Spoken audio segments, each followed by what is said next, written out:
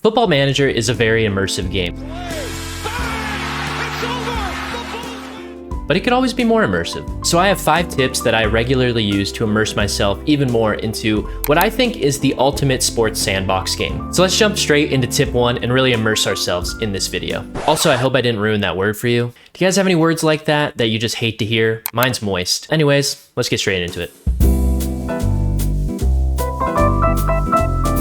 The first one is one that I think is super easy and honestly at most just requires a little bit of a Wikipedia search, and that's respecting the club DNA. Every club in football, and as a result, FM, has a history and a culture and fan expectations. If you're managing Bilbao, you can't suddenly fill your team up with a bunch of Brazilian wonder kids. Or if you're Ajax, you just don't abandon one of the best academies in the world and start splashing £150 million on transfer fees in a window. Playing into your club's real-life philosophy adds so much immersion to your save and is going to vary from team to team. You'll really start to feel the identity of your squad, and even at a mid-table side like Fulham or Aston Villa, there's a history that you can respect. Maybe it's about developing homegrown talent, or about staying competitive against local rivals, or just keeping their finances balanced so they can stay afloat in maybe League 2 or League 1. And even if you follow club DNA to a T, you can still make things your own. You can add in your own ideas or wrinkles to the club DNA as your own reputation grows within the game and the club itself. Your ideas will be more respected if you have proven results to back them up, and then you can blend your own ideas with the club culture like many coaches have done over their tenures at many big clubs and small clubs alike. Just think about the ways that different coaches have coached the same club while also respecting the tenets of that club. And it goes the other way too.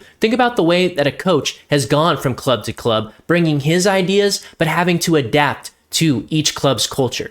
I think along the lines of an Antonio Conte or Jose Mourinho for that one. Another fun one is having the club DNA change over time. And that can be as a result of an infusion of new cash into the club or new ownership, like the likes of Wrexham or Birmingham City, or new connections or affiliates such as Strasbourg with Chelsea. How would you as a coach handle these new relationships and infusions of cash? And how would you realistically go about trying to preserve certain tenets that you have stuck to, or completely reshape the club under a new identity under new ownership? These are always the most fun and immersive questions to ask. What would you do in that situation, and what would be realistic to that real life situation? All right, my second tip is realistic scouting networks. In FM, it's tempting to send scouts everywhere day one and find that magical wonder kid in South America for your League 1 side. We've all done it, and it does feel really good. But real clubs don't work like that. Lower league sides tend to scout locally, maybe nationally at best, and even top clubs usually focus on regions where they have networks set up already or have connections. And we all know that super gamey trick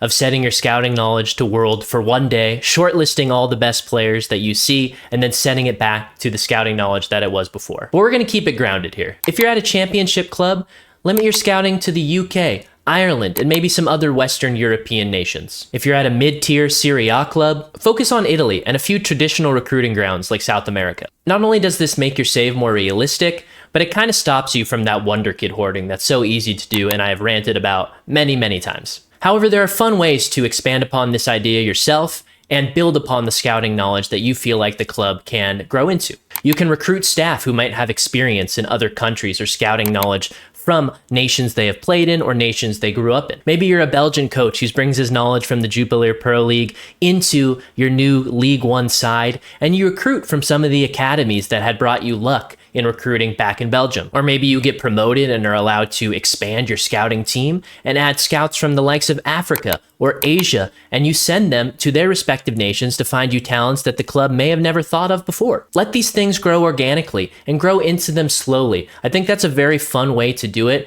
and each season you'll have these little goals to hit that'll make your saves feel they have more longevity. And as I say in all my videos, let story drive your choices. All right, I have a lot of strong opinions about staff, and now we have another one. Don't micromanage everything yourself. Let your staff do some of the work. We all know real life coaches don't do all the things that Football Manager makes you do or asks you to do. There's a reason there's that delegation button. And I know sometimes it's hard to let go of control in some of these instances, but trust me, it can lead to a very immersive and different experience in each of your saves depending on what club you're at. Let your director of football actually do his job and not just collect that fat paycheck and do nothing. Let him initiate some player signings and maybe you can finalize them if you feel they're appropriate, and let him handle the player contracts. I know we all know the gamey ways of getting a really good contract for each player, but this director of football was hired for a reason, whether that be bad or good. Let his skill reflect in signing these contracts. It might not always make you happy, but it at least will be realistic. Ask him for some suggestions for transfers and track his progress as he suggests them. Are they good suggestions that actually align with the things that you are trying to get done at this club, or do they just feel kind of useless? This can be good data to decide whether you want the board to rehire this guy or maybe look for a new director of football. And that kind of goes to all the staffing.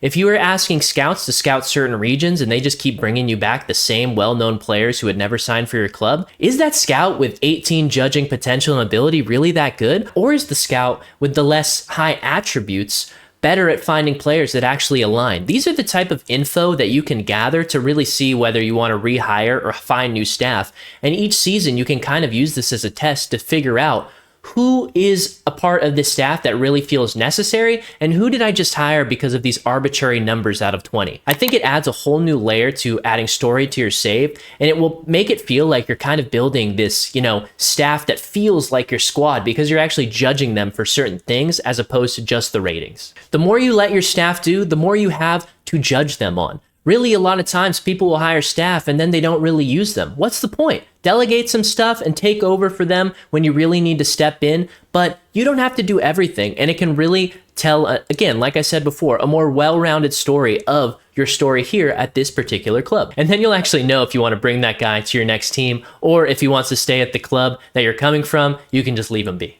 This one is one that I've more recently started to do. Really follow the board and supporter objectives. It's easy to ignore these, but this is where real immersion lives in a save. If the board is asking you to sign young players, don't just brush it off and find a 30-year-old striker on a free who's such a deal. Go find some young players. That's what the board and the club is asking you to do. And if the supporters are demanding attacking football, don't just sit in your low block and grind 1-0 victories all year. Go out. Press, and really push it. Win some games 4-3. It's okay to concede every once in a while. Fans and boards in real life do shape club culture, and they are one of the biggest driving factors on how clubs make decisions. And as a result, how managers act because of these things. You're not just playing for results, you're playing for a club culture, which goes back to our first point. I've done this more so in the past 2 FMs, and just like the Scouting Network one where it kind of adds little goals each season, when these things change, you can add new wrinkles to your save every season, and it's not all about winning. That's one thing I always try to hammer home. Not everything is about winning, and when you add these little goals that you can kind of pick and choose and try to focus on each season, it really adds little bits of story that you're going to remember each season by. You're going to really remember the seasons where they added in, okay, now we have some good youth recruitment. Let's really start hammering in on the academy and become one of these big academy clubs. Or now we have some money to splash. Let's go sign some high reputation players. These are fun little distinct eras of your save that you will remember, and I think just adds to the entire story. So lean into it. Even if it doesn't match your natural style, it's fun to adapt. And at the end of the day, you're kind of role-playing as a coach anyway. Are you really going to play every single save the same exact way? What's the fun in that? And there's no harm in that. I'm not saying that at all. Play the way that you want to play. I'm just trying to open up more ideas and conversation about the way we play Football Manager. Challenge yourself to embrace a new style, and just don't ignore those supporter and board objectives. And finally, for my last trick, financial discipline. And I'm not talking about saving $5 a day instead of buying a vanilla latte like I do. It's really easy in FM to spend freely and not think about the long-term club sustainability. But in real life football, finances are often the biggest factor that direct club's vision. Set yourself some financial rules. Maybe don't let your wage bill exceed 60% of revenue. Maybe avoid spending transfer fees higher than your yearly turnover rate. Unless you're one of those big clubs that can kind of do whatever they want and spend as much as they want without any repercussion. One thing I always find rewarding and is a fun challenge each season is being mindful of how that wage bill increases and really trying not to sign players to huge contracts that are way bigger than the highest earner that I already have. Maybe there's times in a save where it makes sense to make that jump in finances, but we've all done it. We've signed a guy for way more than we know we can afford, and all of a sudden all the players below him are asking for more money. And yes, that can be a reasonable investment at certain points in a save when you're really trying to make a push. But if you don't make that push and stay in the same division, maybe get rid of that big contract, or maybe get rid of some of the players asking for those, second, third, fourth, or fifth biggest contracts as a result of this new highly paid guy. I think it's easy once you kind of get in the green in finances to feel like you can kind of do whatever you want and it can be on easy mode. But implying some of these house rules makes the save feel a lot more realistic and allows you to really stick to the club culture of spending and the league culture of how much is usually spent in a league, because the finances, despite the fact that they say they improved them and some of the leagues make more money each year, it doesn't really feel that much different from previous iterations of Football Manager. The more prude you are about spending big will make you remember each big signing that you do make.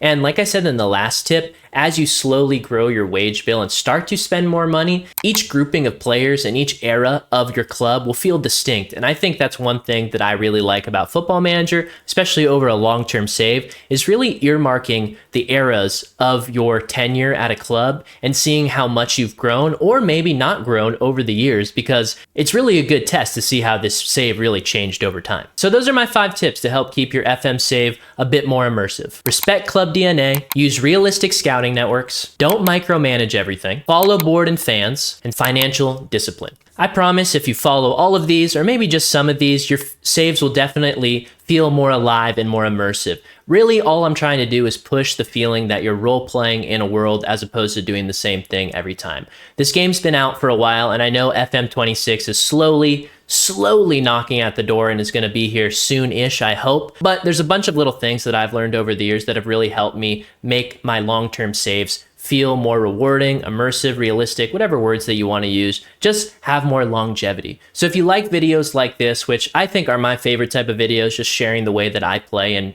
talking about ideas, make sure to like, comment, subscribe, check out the Twitch, twitch.tv/Dill40k. I'm trying to drop a video every Monday here on this YouTube channel. So thank you guys as always, and I will see you in the next video. Peace.